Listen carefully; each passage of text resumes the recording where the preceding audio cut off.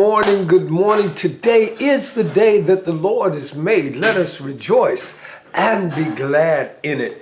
This morning, I want to talk about pray in his name, pray in his nature, pray in his character, pray like Christ prayed, pray in Christ's character.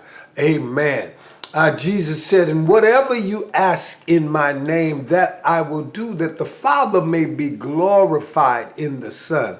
If you ask anything in my name, I will do it. Now, Jesus says this actually right before he's talking about living and abiding in him. Abiding in him. Yesterday we talked about where shall I go from your spirit? Psalm 139:7. Where shall I flee from your presence?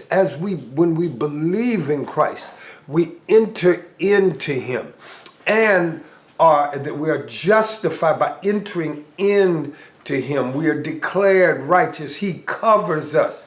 But as we are sanctified, we enter more into a more deep and intimate relationship with him. His life and work, his suffering and death was all prayer, all dependence upon God the Father. Trust in God.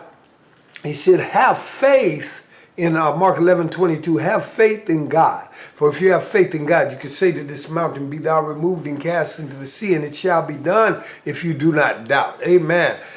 Trust in God, receive from God, surrender to God. Our redemption is a redemption brought out by prayer and intercession. Christ is a praying Christ. Christ prayed for us. He prayed for us to live his life. He prayed for us to be one with him and one with each other. Amen. He lived for us. And the life he lives in us, amen, is a life of prayer that delights to serve God. It delights to wait on God. It delights to receive everything we have or we get from God. And so to pray in his name is to pray as he would pray. To pray in his name is to pray in accordance with his nature and his character. Christ is our only example because he is our head. He is our Savior. He is our life.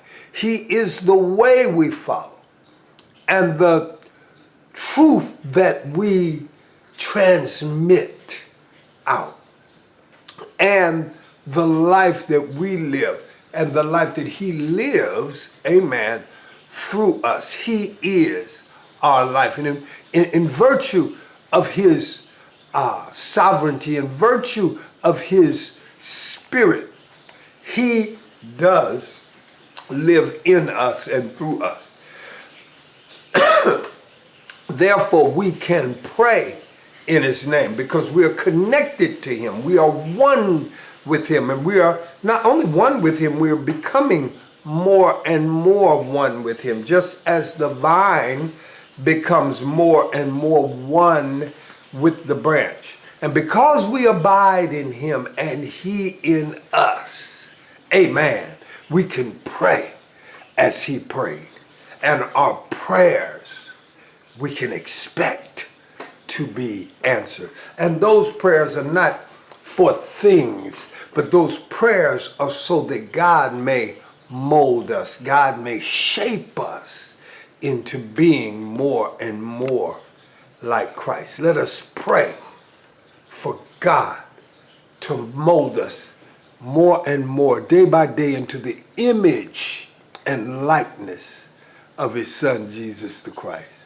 Amen. Because we are the only Jesus, we're the only Christ that some people will ever see. God bless you and keep you is my prayer. Shall we pray? Father, Jesus, oh Christ, abide in us, abide in our hearts as we learn to pray your will and your way, as we learn to pray to be conformed into your image. Mold us and shape us to be just like you. Lord God, we'll be careful to give you praise, glory, and honor. Do it today as we go to the marketplace, as we go to the workplace, as we go to our families. Make us more like you in every way. In Jesus' name, nature, and character we pray. And for your glory we say, amen, amen, amen. God bless each and every one of you. I see you all out there. Be blessed. Take care today. Go with Christ. Remember this, Pastor Phil loves you, but God loves you infinitely more. Be blessed. Take care.